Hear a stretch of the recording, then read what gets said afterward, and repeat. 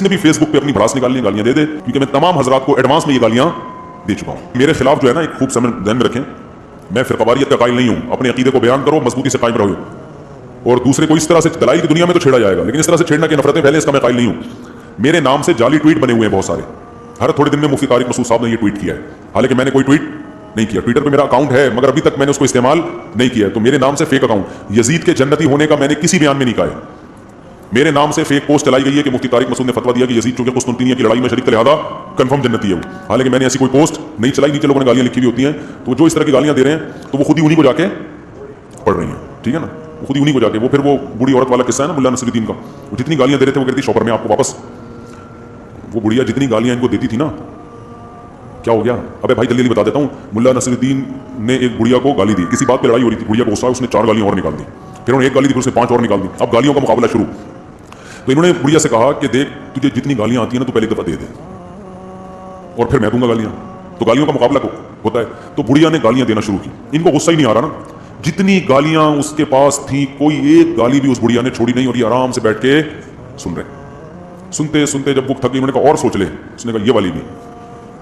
फिर उन्होंने कहा ठीक और सोच ले थोड़ा सा, कोई दिमाग में कोई कोने खांचे में कोई गाली हो। फिर वो सोच सोच के लाई, जब गालियां बिल्कुल खत्म हो गई ना, उसने कहा और कोई गाली नहीं, और ये आराम से बैठ के मुस्कुरा रहे हैं। इन्होंने कहा जितनी गालियां तूने दी हैं और जितनी इस कायनात में गालियां टोटल मौजूद हैं होलसेल के हिसाब से ना, वो तमाम गालियां एक शॉपर में और वो तुझे। तो उसको गुस्सा आता, वो कहती कमीने। उन्होंने कहा शॉपर में, ये पहले से तुझे मैं एडवांस में दे चुका। उसने फिर कोई गाली निकाली, उन्होंने कहा शॉपर में। वो जो गाली दे रही है, उन्होंने कहा वो कहाँ है? शॉपर। वो जा जाके उसको उल्टा लग रही है और तप रही है ना। तो मेरी जो फेक पोस्टें हैं कि मैंने यजीद को जन्नती कहा, कुस्तुनतीनिया की लड़ाई में शरीक था, या मैंने कोई अभी ट्वीट किया है कि ये कत्ल फलाने किया है, फलाने नहीं किया, ये सब फेक हैं। मैंने ऐसा कोई तबसरा नहीं किया। और इस बेस पे जितने लोग मुझे गालियां दे रहे हैं, ये तमाम गालियां शॉपर में, ये वाली भी, और इसके अलावा भी कायनात में जितनी गालियां हैं वो तमाम की तमाम उनको। अब जो भी मुझे गाली देगा वो शॉपर से घूम के वापस उसी के पास जा रही है, हमें टेंशन नहीं हो रही। हम मुल्ला नसरुद्दीन की तरह आराम से सुकून से बैठे हैं। तो जिसने भी फेसबुक पे अपनी भड़ास निकालनी है, गालियां दे दे शॉपर में वापस जाके क्योंकि मैं तमाम हजरात को एडवांस में ये गालियां दे चुका हूं, सही है ना। अब आप कहें मेंबर बैठ के गालियां दे रहे हो, गालियां नहीं दे रहा, रिवर्स कर रहा हूं, पार्सल कर रहा हूं। पार्सल का मतलब शॉपर में होलसेल के हिसाब से रखती है हमने। अब आपने इसमें से जौन सी गाली निकाल के अपने आप पे लगानी है, आप खुद, आपकी चॉइस है। ज्यादा बुरी गाली देंगे तो अपने आप को ज्यादा बुरी गाली लगेगी, हल्की देंगे तो अभी आपकी चॉइस है। आप उस शॉपर में से कितनी गालियां लेके अपने ऊपर, और इस क्लिप के बाद देखना कितनी गालियां आएंगी तो जितनी भी आए, जिस किस्म की भी आए, वो शॉपर में घूम के वापस जा रही है। मुफ्ती साहब, मैंने एक शिया आलिम के शॉर्ट क्लिप में सुना कि इसने हजरत अली का मकाम, उसके नज़दीक हजरत अली का मकाम तमाम मियां शियों के इस बारे में मुख्तलिफ किस्म के बयान हैं। जिस खतीब की तकरीर सुनोगे उसकी अकीदा दूसरे से मुख्तलिफ होगा। तो वो उनका मसलक है। मुफ्ती रफी उस्मानी साहब का बयान आया था ना, अपने मसलक को छेड़ो नहीं दूसरे को, अपने मसलक को छोड़ो नहीं दूसरे को छेड़ो नहीं। तो वो खिताबत कर रहे हैं, उनके आवाम सुन रही है, उनकी आवाम अगर उनसे इंस्पायर हो रही है, बहुत अच्छी बात है। लेकिन क़यामत के दिन अल्लाह आपसे ये सवाल पूछेगा, आपसे सवाल पूछेगा कि देखो, अकीदे के मामले में किसी की तकलीद नहीं है, उसमें डायरेक्ट कुरान से आपको रहनुमाई लेनी पड़ेगी। जो हिदायत की बुनियादी उसूल है ना, उसमें आपको किसी मसलक की पैरवी की इजाजत नहीं है कि मैं फला मसलक का हूं तो मैं कुरान को इस मसलक के हिसाब से समझूंगा। ना ना ना, कुरान में जो बुनियादी अकीदे की बातें हैं उन पे किसी मसलक की छाप बोलो भाई नहीं। अकीदा तौहीद है, अकीदा रिसालत है, कायनात का वजूद, अंबिया का तस्करा। ये तो कुरान ने अंबिया का खुद तस्करा किया है कि हमने उनको सबसे ज्यादा एहतमाम से कुरान पैगंबरों का तस्करा करता है।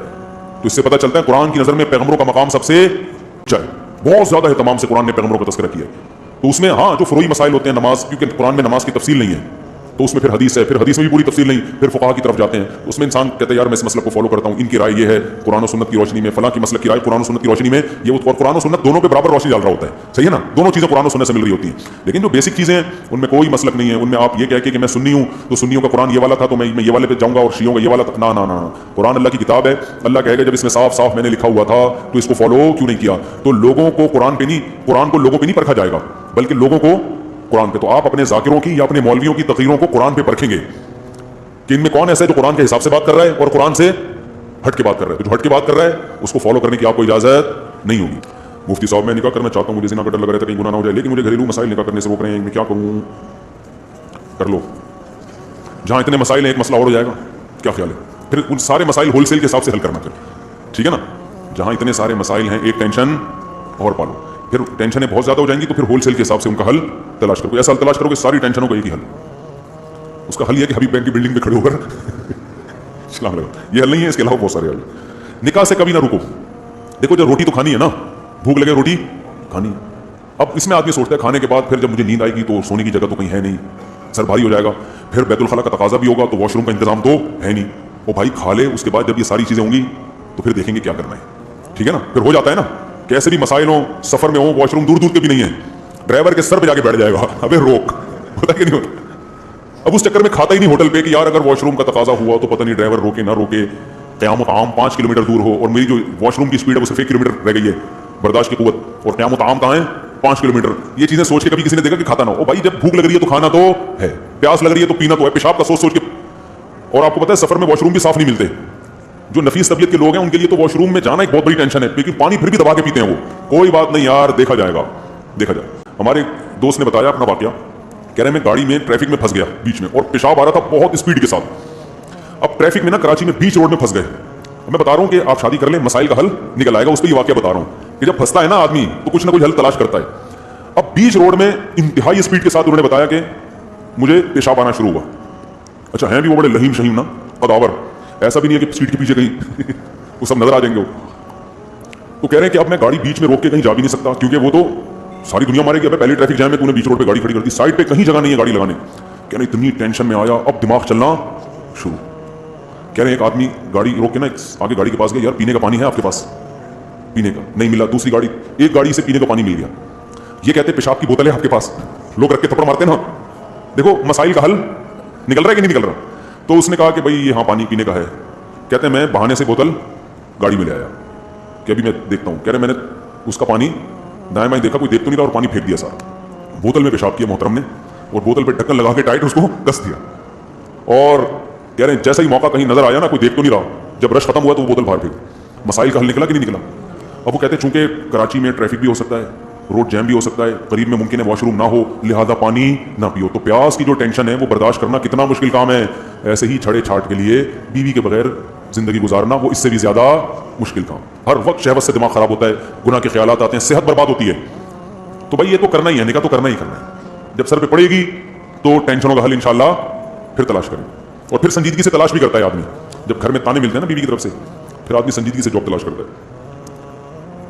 اچھا بھائی, ان میں سے کسی غیر مسلم کو نہیں دینا چاہیے, اور کیا دینا چاہیے؟ زکوٰۃ, خیرات, فطرہ, صدقہ, قربانی کا گوشت. زکوٰۃ اور فطرہ نہیں دے سکتے غیر مسلم کو. باقی خیرات, صدقہ, قربانی کا گوشت, ہدیہ, یہ چاروں چیزیں غیر مسلم کو بھی دی جا سکتی ہیں.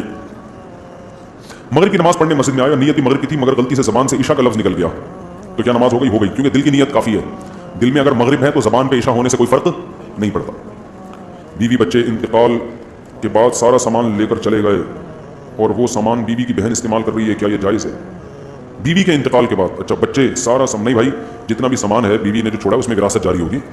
شوہر کا اس میں چوتھائی حصہ ہے, باقی سب وراثت میں تقسیم کریں گے. سارا سامان اٹھا کے لے جانا صحیح ہے. بیوی کا مہر اگر ذمہ میں رہ گیا, اس کا انتقال ہو جائے تو کیسے ادا کرنا ہوگا؟ وراثت, وہ مہر جو ہے وراثت میں شامل ہو جائے گا. اپنا چوتھا حصہ اس میں سے کاٹیں, 3 حصے اپنی بیوی کے بچوں کو یعنی اپنے بچوں کو دے دیں, ان کا حصہ ہے. کیا روح جمعرات کے دن گھر میں واپس آتی ہے یا نہیں؟ روح کو پتہ ہی نہیں ہوتا بھائی, آج جمعہ جمعرات ہفتہ کیا ہے.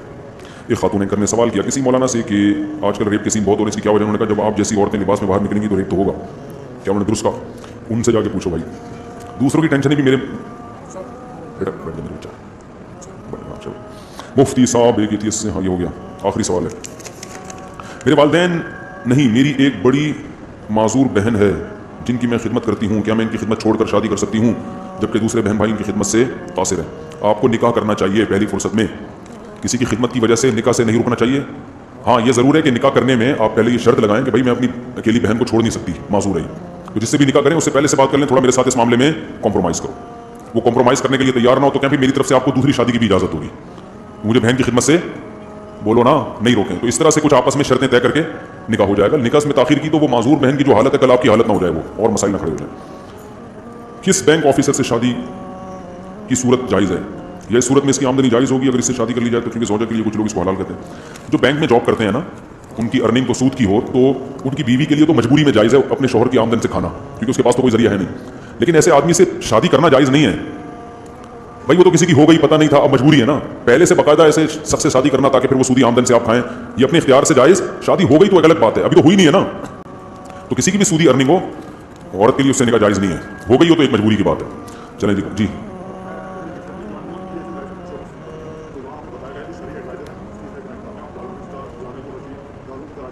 لائف انشورنس میں جائز نہیں ہے بھائی, سب علماء کے نزدیک حرام ہے. آپ وہ تکافل میں گئے ہو گے, وہ فتوے جھوٹے ہیں, فیک ہیں. جیسے میرے نام پہ اکاؤنٹ فیک بنے ہوئے نا جی. جلدی سے آخری سوال ہے بس ان کا, اس میں بھی ضروری ہے. ہاں فولڈ کرنا ضروری ہے اس کو. وہ غلط کہتے ہیں, غلط کہتے ہیں, اس کی کوئی دلیل نہیں ہے. ٹھیک ہے جی بیٹا جلدی سے. دیکھو جو میں دعا آپ کو بتاؤں گا نا تو وہ دعا بھی تو یاد ہی کرنی پڑے گی نا آپ کو. ان کو کچھ یاد نہیں ہوتا تو کہہ رہے ہیں ایسی دعا بتا دیں کہ یاد ہو جائے کرے. تو جب میں دعا بتاؤں گا وہ بھی تو یاد ہی کرنی پڑے گی نا, پھر پڑھیں گے. تو جتنی دیر میں وہ یاد کریں گے اتنی دیر میں وہ یاد کر لیں جو کرنا چاہ رہے ہیں. بس بیٹا محنت کرو گے تو یاد ہو جائے گا. ٹھیک ہے نا, اور کوئی اس کا حل نہیں. بادام کھاؤ, محنت کرو. یہ بیچارہ تھوڑا سا ذہنی وہ ہے, اسکول میں اس کو بٹھاتا رہتا ہوں. صاحب میری بہن تھی مبینہ, اس سے کتاب وہ نا اس میں قرآن بھی تھا اور بھتیجے بھی تھی, وہ شکار بھی تھے, تیز گر گئی بہن سے. اللہ تعالیٰ معاف فرمائے, کچھ بھی نہیں ہوتا, بیٹھ بڑے. یہ بیچارہ تھوڑا سا ذہنی وہ ہے تو اس لیے اس کو تھوڑا سا ڈیل کرنا پڑتا ہے, ورنہ یہ پوچھتا رہے گا, اثر تک پوچھتا رہے گا, پھر یہ بیان کے بعد بھی آ جاتا ہے. کوئی بات نہیں, بیٹھ جاؤ آرام سے. چلیں جی, اللہ تعالیٰ سمجھنے کی عمل کی توفیق عطا فرمائے. ہماری